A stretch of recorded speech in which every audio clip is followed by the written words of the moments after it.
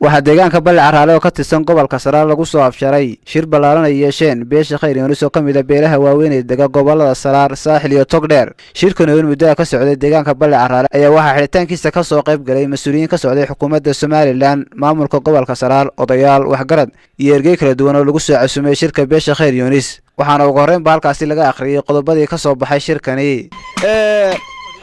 qodobada guud ee ka soo baxay shirweynihii beelaha Khayr Yoonis ee Cumar Jibriil Balle Caraale kow waxay isla qaateen beelaha Khayr Yoonis inay ku dhaqmaan shariicada islaamka iyo maslaxadeeda. labo waxay isla qaateen beelaha Khayr Yoonis jiritaanka Soomaaliya iyo midnimadooda inay muqadas tahay. lambar 3 beelaha Khayr Yoonis waxay isla qaateen inay ka midoobaan kow dhaqanka, 2 dhaqaalaha, 3 siyaasadda, 4 horumarka. lambar 4 waxay isla qaateen beelaha Khayr Yoonis nabad ku wada noolaanshaha iyo daris wanaagga beelaha ay walaalaha yihiin ee deegaanadooda degan.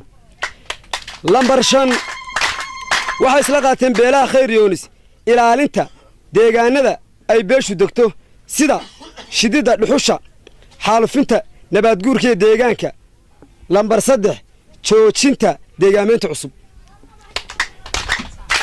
lambar 6 beelaha Khayr Yoonis waxay isla qaateen inay xukuumadda Soomaaliland kala shaqeeyaan arrimaha nabadgelyada iyo horumarka ka socda Jamhuuriyadda Soomaaliland. lambar 7 oo ah qodobka ugu dambeeya qodobadii ka soo baxay shirweynihii beelaha Khayr Yoonis ee Balle Caraale waxay isla qaateen beelaha Khayr Yoonis horumarinta deegaanada beeshu degto oo aad u ballaaran ka mid yihiin deegaanada ay ka digto gobolka Saaxil, deegaanada ay ka digto gobolka Togdheer, deegaanada ay ka digto gobolka Saraar. odayaasha iyo uqaasha beesha iyo sidoo kale xubno ku hadlayay afka ka soo qaybgalayaasha ayaa sheegay in shirkani muhiimad gaar ah u leeyahay deegaanka gobolka Saraar. shirku waxa weeye shirkii Khayr Yoonis weeye in dooraanu ku shiraynay, waxaan u shiraynay dantayada iyo aayaha iyaga iyo waxa weeye danta guud aanu dad kala leenahay. reerku masiirkiisi awalba waxaanu ahayn anagu mucaarad maanu ahayn, waxaanu ahayn xisbi dawladdaanu ahayn, xukuumaddaanu ahayn. waxaan ka hadlayaa baahiyaadka jira ee ka jira goobtan aynu joogno ee aanu sheegayo xukuumadda imika talada haysa baahiyaha halka ka jira. tusaale ahaan 3 sano ka hor baanu ceelal ka dhisannay reerku Cumar Jibriil ka dhisay saldhig askartiisii iyo gaadhigiisii iyo nidaamkiisii oo dhammi sidii bay ku maqan yihiin. shil baa ka dhacay, hashalay tuu ka dhacay oo lagu dilay nin dushiisa. waa la qaban kari waaye ilaa iyo burco bilayskii iyo ciidanka iyo shicibka iska kaashadeen. maydkiina wuxuu ku dhaawacay jidku ku dhintay. sidaa darteed waxaanu leenahay hadday caafimaad tahay hadday tahay nabadgelyaba dee ha loo dhega nuglaado waxa laga qabto. dhowr goor waanu ka hadalnay. horta marka ugu horeysa ummadda hadday wax tabato dee xaaraan maaha inay waxay tabatay sheegto si kastaba ha gudbisee. waxaan markaa halkan ka cadaynayaa wax tabashadayadu marka ugu horeysa wasiirka madaxtooyada markii horena wuu ogaa kulmiye halkan ka soo galnay, wuu ogahay inuu dhabarkiisa aanu taaganahay, taagnoona doono waxba umaanu dhimin laakiin waxbaanu ka sheeganaynay. waxa weeyaan isagana waxaanu ka tabanayno inuu saxaan rabnaa. annagoo udub adkaaday haysana horta mid liiqliiqanaya u tagi mayno. kulmiye waanu ahaan doonaa, waanaanu nahay. halkaasayna ka caddahay oo massajkeeda halkaasa ka dheehanaysaan. haddaan ka joogo cuqaashii reer Yoonis waxaan leeyahay waxaanu idinku salaamaynaa Cumar Jibriilba markaa tihiin salaanta islaamka waanu idin soo dhaweynaynaa. intaa loo soo sheegayna waa run. hadday cusbitaal la'aan tahay, hadday biyo tahay, hadday caafimaad tahay, intiina halkan naga fadhiyay xukuumadda nooga dhundulaysay baahiyaha aanu qabanno ee uu ka mid yahay bilayska ceelalood iyo baabuurka ceelalood. horta kuwa iyaga yaan wax dambaba nalkaga xidhine dee saatal wasiir markaa tagto ha naloo soo dedejiyo. waxaan leeyahay shirkan Khayr Yoonis marka hore waa ku hambalyeynaa waana ugu ducaynaynaa. aad iyo aad baan u soo dhaweynayaa shirka qodobada ka soo baxayna insha Allah way hirgelinayna waana qaadaynaa.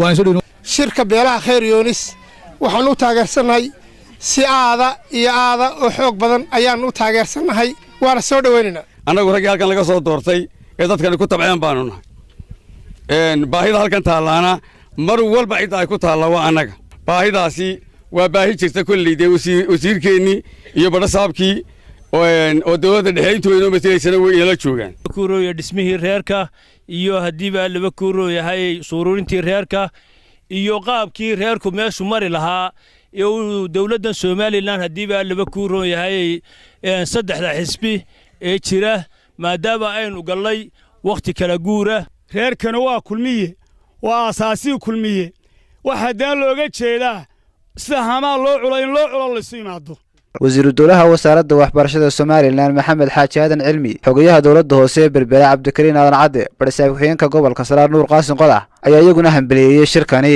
biyihii iyadoo wasiirku uu sheegi doono dhulka uu ka keenay waxaan idiin sheegayaa halkan gumur caraagtada riig baa laga taagay 3 bilood buu ku taagnaa 3 bilood ku taagnaa baahida reer saraareed baa la daboolayay biyihii way yaraadeen waa laga saaray waa idin yaalla halkaa gelin doontaan riigii mid labaad bay doontay xukuumaddu oo wasiir maxamed xaaji aadan ka howlgalay waa kan balle carraale dushiisa ku taagan wasiir way kuu sheegeen beeshani inay kulmiye yihiin waxay kaloo kuu sheegeen xildhibaanada uga soo baxay magaalada berber golaha deegaanka ee iminka jooga iyo kuwa caynaba labaduba inay kulmiye yihiin waxay kaloo halkan ka caddeeyeen beeshu oo aanu fariinta gaadhsiinayna xisbiga kulmiye iyo madaxdiisa iyo madaxda dowladda in xildhibaanada ka sharaxan golaha baarlamaanka ee caynaba iyo berbera laba xildhibaan baa uga sharaxan labada xildhibaanba inay kulmiye yihiin runtii sida la sheegay aad iyo aad baa laynagu sharaxay oo laynagu caddeeyey ujeeddada uu shirku lahaa taasoo ahayd beesha khayr yuunis ee ka mid a beelaha cumar jibriil